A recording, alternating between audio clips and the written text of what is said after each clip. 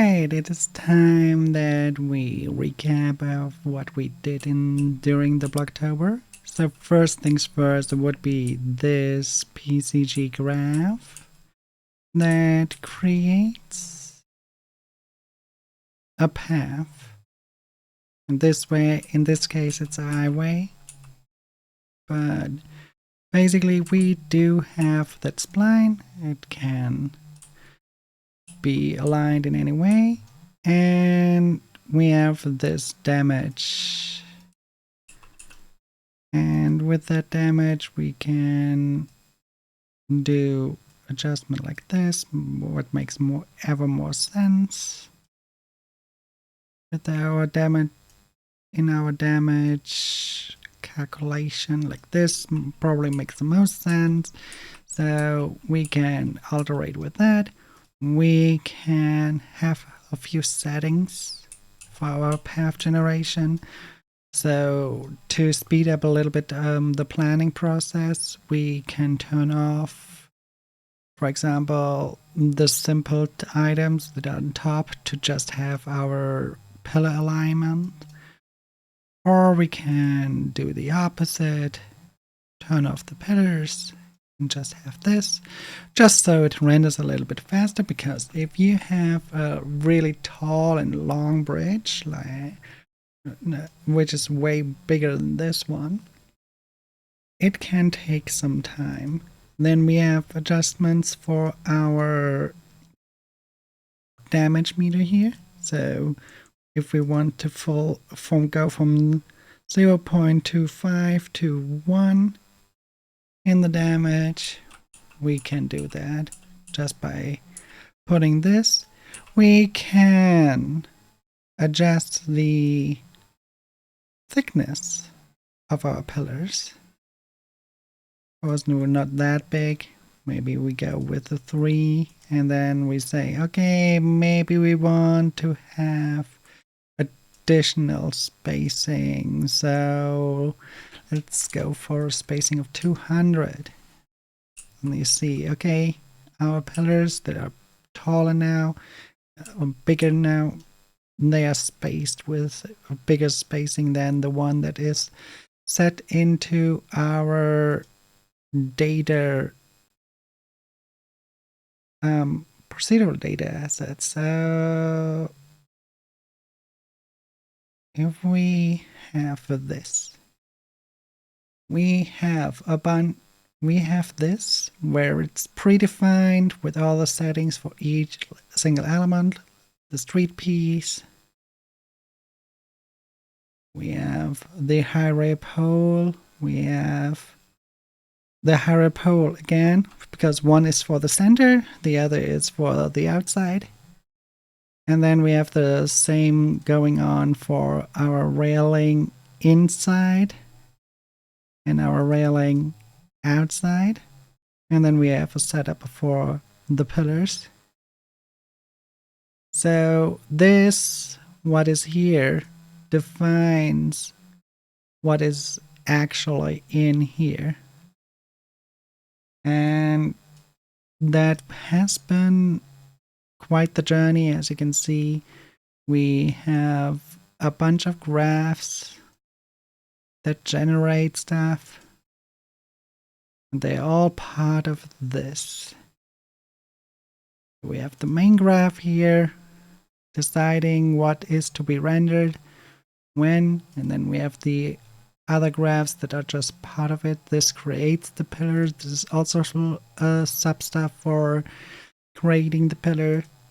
This for the curved items, because we also can have basically curved roads.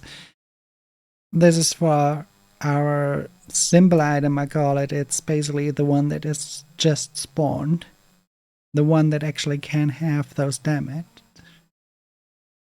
Then we have the path generator blueprint with all the tools in there, and we have our damage tool, and together they form this. Then another PCG we did is a Niragara spawner, just so that we have it easier when, for example, in this case, work with the foam of a waterfall, so that we can then use this along a spline. And well, you wouldn't see the spline right here, but it is there. Right there. And because it's so not really seeable like this, right? But because we have it like this, we do not really see much at the beginning. We have a one little setting here, our main, which is to turn off the render. We have the lines of the render that we can put in here.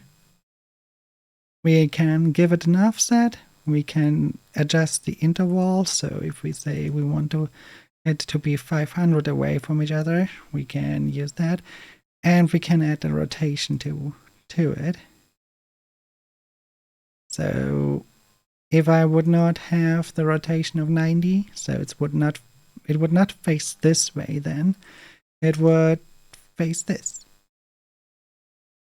And every NeoGAR might be set up different, so that's why we have this rotation in there. The other PCG that we created is this wall manager, I say.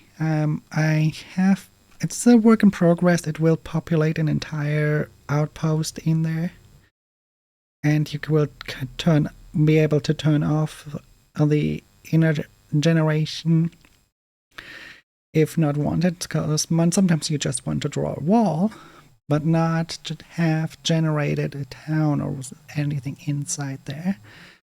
This will be a really complex system, because it will not just create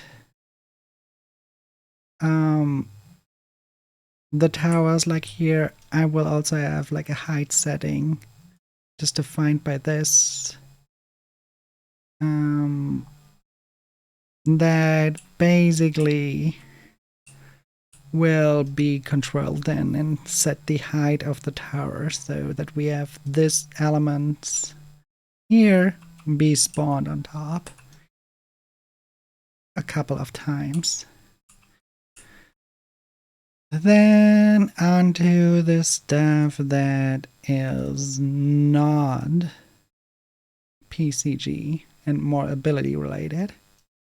We do have our testing around here, so let's start with the swimming. So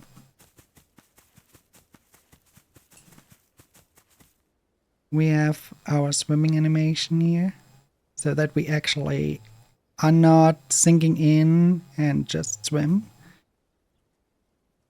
It's a setup where you have to adjust your collision height and everything, because otherwise you will just walk there on the ground.